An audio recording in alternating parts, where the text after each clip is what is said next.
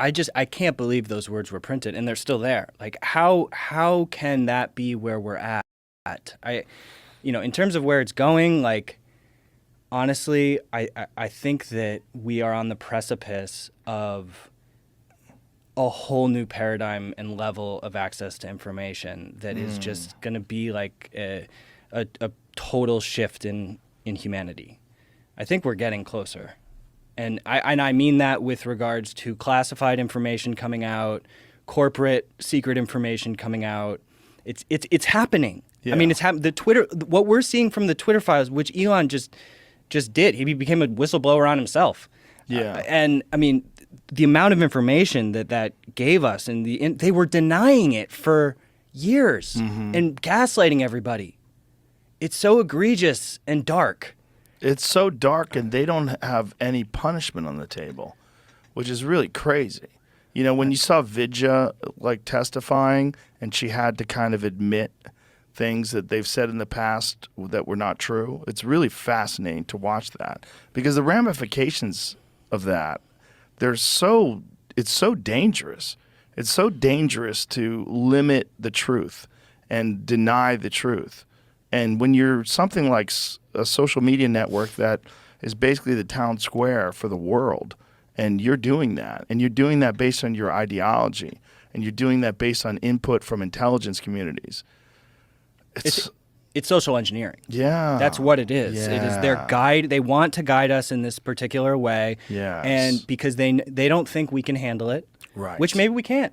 I don't know. I mean, if the truth about all of the deep corruption came out to the extent that is real, I mean, it could cause wars. It could, but at the same time, I actually don't think that. I think that ultimately, the best thing for, America is for transparency to kind of happen and for us to fix it. The problem is the idea is that we're in competition with China, and China does not allow that. So we will hinder ourselves in our ability to compete with them. That's the argument.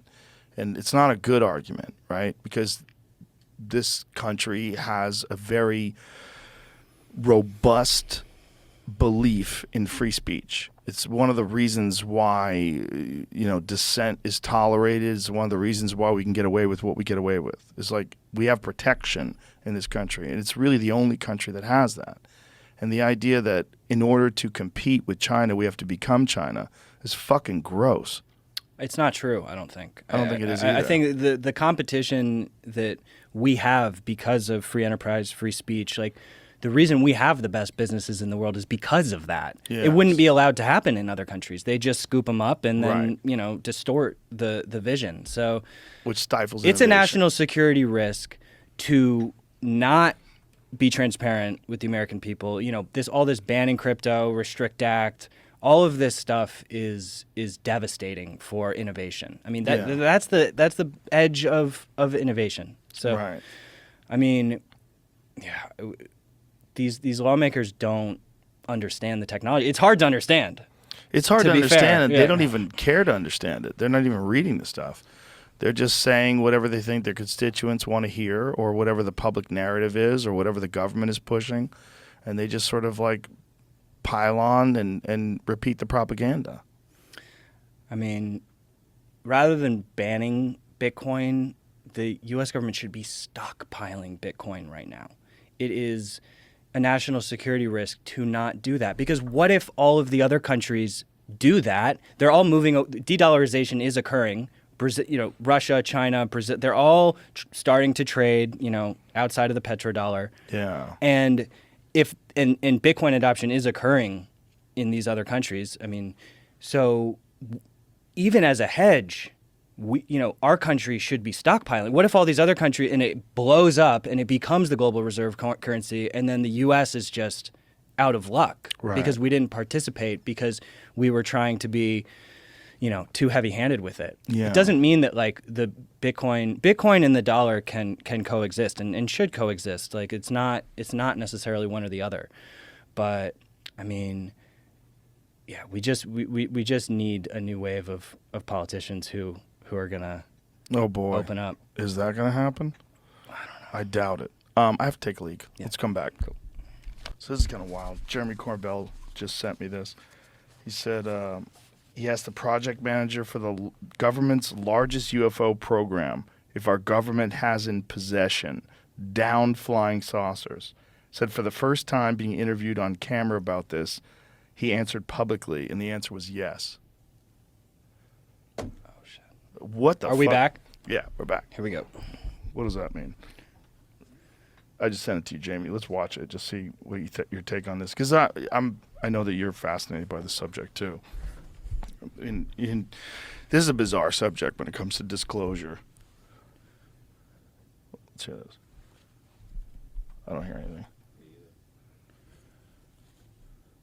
Maybe it's nothing, but what do you know about the phenomenon, about UFOs? What can you say for sure? Maybe it's nothing, but what do we know about UFOs, and where does this go? As I said, what we know is what we gleaned from all of the data that has been discussed. And, that the UFOs are real. Tell me. Yes, UFOs are technologically sophisticated.